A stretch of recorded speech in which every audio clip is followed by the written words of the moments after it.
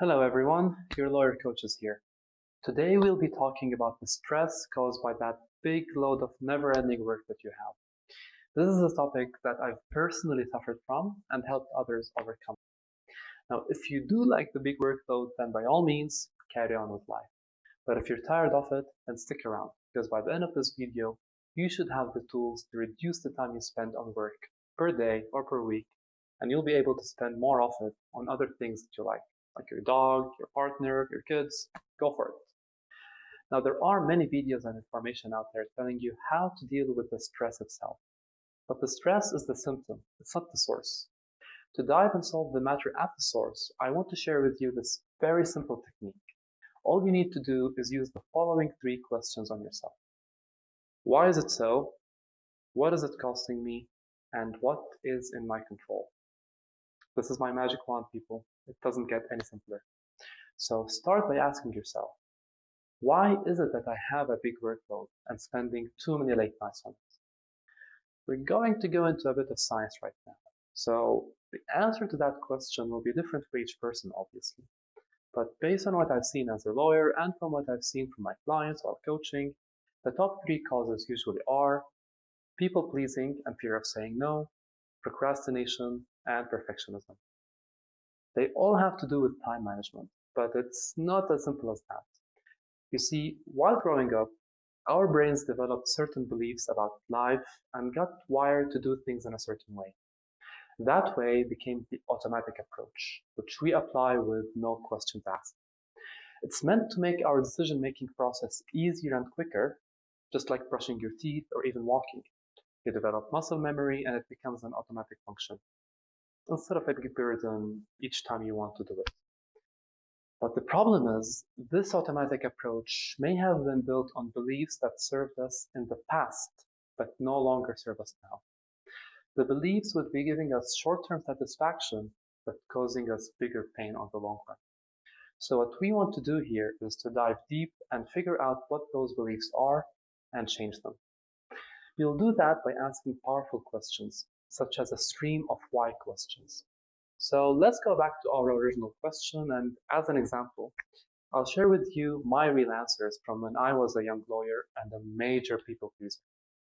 So when I asked myself, why do I have a big workload all the time?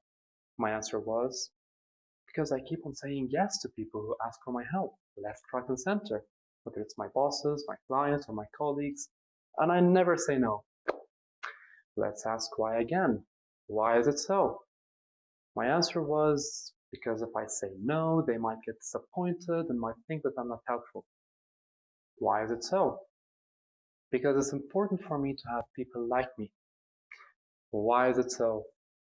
Because if they don't like me, then I won't be able to have a positive mark. And I want to leave a positive mark. That's the belief statement that we're looking for. And my brain thinks that it is serving me. So now I go to the next question. What is it costing me? I'm getting loads of work all the time. I'm staying up late to do it. And I'm sometimes even late in delivery and causes people to get angry at me, resulting in the opposite of what I originally wanted. I love this question because it highlights the pains I'm actually suffering from thoughts that are meant to protect me. Now I ask, what is in my control? And my answer is my beliefs and my actions. Here I changed my belief statement to leave a positive mark, I need to be honest and authentic. That means that I need to be honest with myself about my time and how much I can afford to accept new work, and I have to be honest with others about it. In real life, that means saying no when a client always calls me at the 11th hour and asks for a tight deadline. It means saying no to my colleagues when I have other priorities to take care of. And it means saying to my boss, wait a minute, I have X and Y, and I will break things apart if you give me Z. So what do you want us to do? That was my scenario, and I want you to think, what is your why? If you're a people pleaser, why are you always saying yes? What is it costing you? And what is in your control? I also had a client who was a perfectionist, and his answers were, I have a big workload because it takes me forever to finish each task, even though it shouldn't take that long. Why is it so? because it takes me time to review documents over and over again and review it thoroughly after my junior lawyers and make sure that there are no mistakes. Why is it so? Because it's important for people to see that my work is flawless. Why is it so? Because if they think that my work is flawed, then they will not trust me with their work. And there we go, the belief statement. When asked, what is it costing you? His answer was, it's causing me lots of unwanted time at the office. It's stressing my relationship with my wife. It's causing me less sleep. It's reducing my socialization time with my colleagues and with my clients. And I'm not building the strong network that I'm hoping for. When asked what is in your control, his answer was, I'm in control of my thoughts and my actions. I understand that the pressure I am putting on myself as a result of that statement is causing more harm than benefit. So I'm going to change it to, for people to trust me with their work, it is more important to get things done than having them be perfect. In real life, this will translate into focusing on spending less time on making the document look pretty, focusing on getting the content solid, and trusting my junior team more after I've trained them.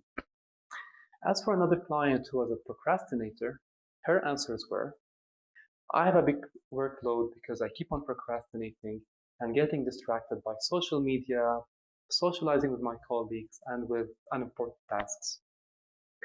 Why is it so? Because the distractions are fun and relaxing compared to my workload, but I end up doing too much of them. Why is it so? Because it's important to me to have breaks and feel joy while doing my work. Why is it so? Because if I don't feel joy, then I'm wasting my day.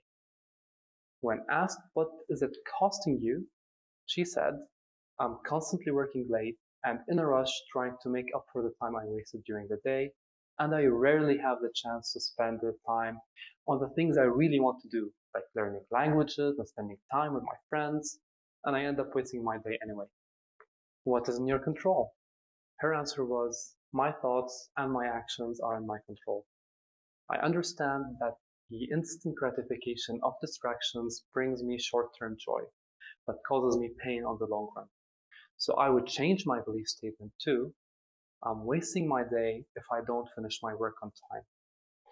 This will translate into me cutting my big workload into small pieces, trying to treat them like fun challenges, and taking intentional short breaks whenever I feel the urge to procrastinate.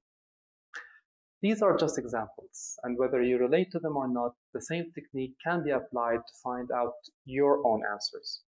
So in summary, to control your workload, you want to dive deep by asking yourself powerful questions. Now, the stream of whys allows you to uncover the roots. The question of what is it costing me allows you to zoom out and see the bigger picture. And the question of what is in my control opens you up to a whole new world of possibilities. Most importantly, though, is for you to come out with action and commit to it. And if you need any help with the process or deciding what actions you need to take, feel free to reach out to me and I'll gladly help. Thank you for watching and see you in the next video.